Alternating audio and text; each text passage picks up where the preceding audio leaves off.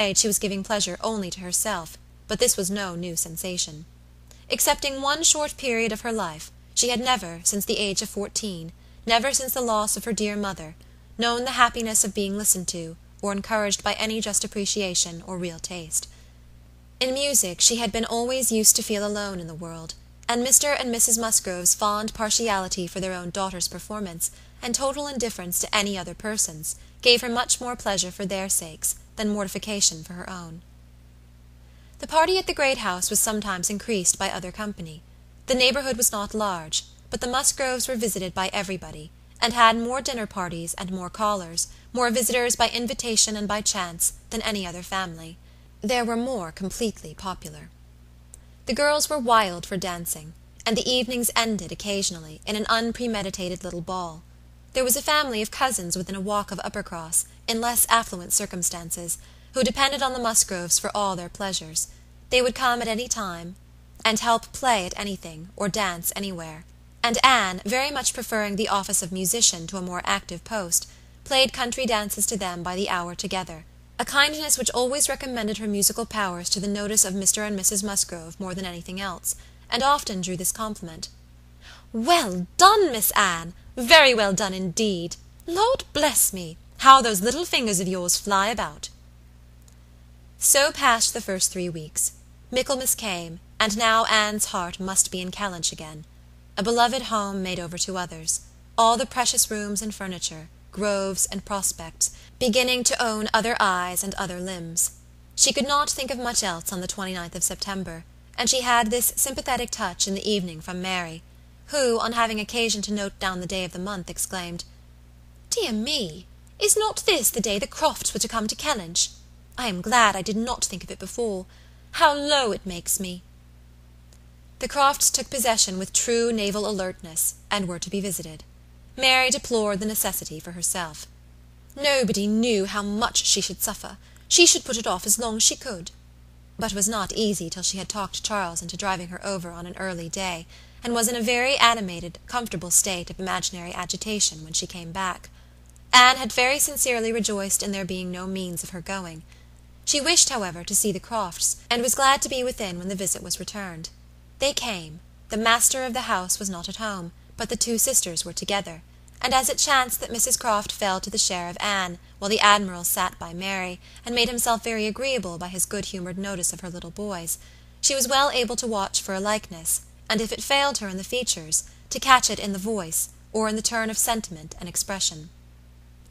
Mrs. Croft, though neither tall nor fat, had a squareness, uprightness, and vigour of form, which gave importance to her person. She had bright dark eyes, good teeth, and altogether an agreeable face, though her reddened and weather-beaten complexion, the consequence of her having been almost as much at sea as her husband, made her seem to have lived some years longer in the world than her real 38.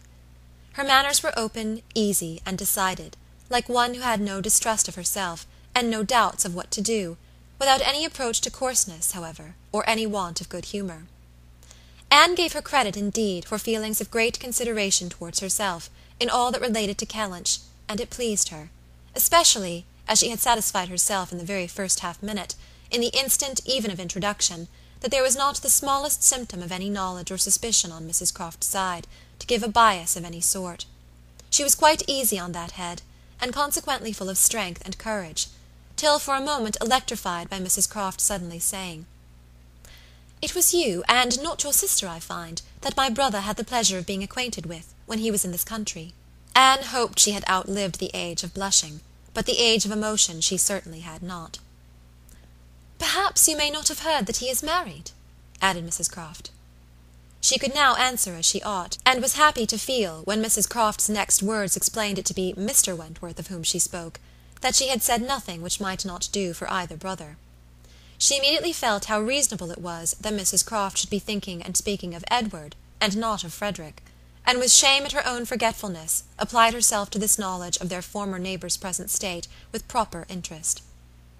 The rest was all tranquillity, till, just as they were moving, she heard the Admiral say to Mary, "We are expecting a brother of Mrs. Croft's here soon. I dare say you know him by name."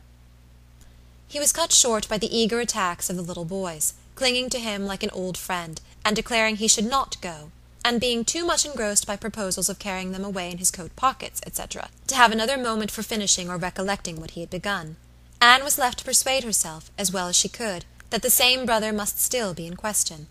She could not, however, reach such a degree of certainty as not to be anxious to hear whether anything had been said on the subject at the other house, where the Crofts had previously been calling. The folks of the great house were to spend the evening of this day at the cottage, and it being now too late in the year for such visits to be made on foot, the coach was beginning to be listened for, when the youngest Miss Musgrove walked in. That she was coming to apologize, and that they should have to spend the evening by themselves, was the first black idea, and Mary was quite ready to be affronted, when Louisa made all right by saying that she only came on foot to leave more room for the harp, which was bringing in the carriage. "And I will tell you our reason," she added, "and all about it. I am come on to give you notice that papa and mamma are out of spirits this evening, especially mamma. She is thinking so much of poor Richard. And we agreed it would be best to have the harp, for it seems to amuse her more than the pianoforte. I will tell you why she is out of spirits. When the Crofts called this morning, they called here afterwards, did they not? They happened to say that her brother, Captain Wentworth, is just returned to England, or paid off or something, and is coming to see them almost directly. And most unluckily it came into mamma's head, when they were gone, that Wentworth, or something very like it, was the name of poor Richard's captain at one time. I do not know when or where, but a great while before he died, poor fellow. And upon looking over his letters and things, she found it was so, and is perfectly sure that this must be the very man, and her head is quite full of it, and of poor Richard. So we must be as merry as we can, that she may not be dwelling upon such gloomy things." The real circumstances of this pathetic piece of family history were, that the Musgroves had had the ill fortune of a very troublesome, hopeless son, and the great good fortune to lose him before he reached his 20th year; that he had been sent to sea because he was stupid and unmanageable on shore; that he had been very little cared for at any time by his family, though quite as much as he deserved, seldom heard of and scarcely at all regretted, when the intelligence of his death abroad had worked its way to Uppercross 2 years before. He had, in fact, though his sisters were now doing all they could for him, by calling him poor Richard, been nothing better than a thick-headed, unfeeling, unprofitable Dick Musgrove, who had never done anything to entitle himself to more than the abbreviation of his name, living or dead.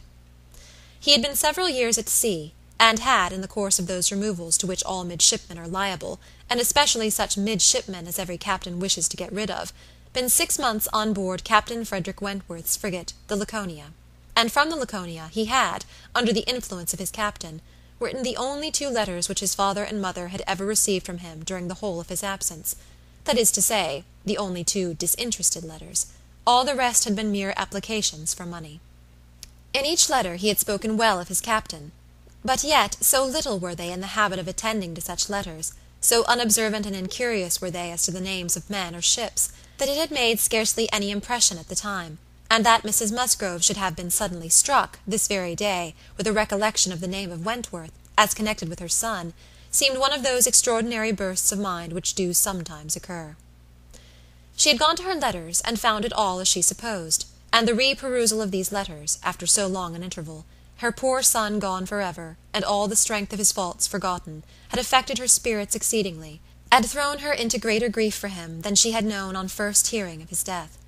Mr. Musgrove was, in a lesser degree, affected likewise, and when they reached the cottage, they were evidently in want, first of being listened to anew on this subject, and afterwards of all the relief which cheerful companions could give them. To hear them talking so much of Captain Wentworth, repeating his name so often, puzzling over past years, and at last ascertaining that it probably would, turn out to be the very same Captain Wentworth whom they recollected meeting, once or twice, after their coming back from Clifton, a very fine young man, but they could not say whether it was 7 or 8 years ago, was a new sort of trial to Anne's nerves. She found, however, that it was one to which she must inure herself. Since he actually was expected in the country, she must teach herself to be insensible on such points; and not only did it appear that he was expected, and speedily, but the Musgroves, in their warm gratitude for the kindness he had shown poor Dick, and very high respect for his character, stamped as it was by poor Dick's having been 6 months under his care, and mentioning him in strong, though not perfectly well spelt praise, as a fine dashing fellow, only too particular about the schoolmaster, were bent on introducing themselves, and seeking his acquaintance, as soon as they could hear of his arrival. The resolution of doing so helped to form the comfort of their evening. Chapter 7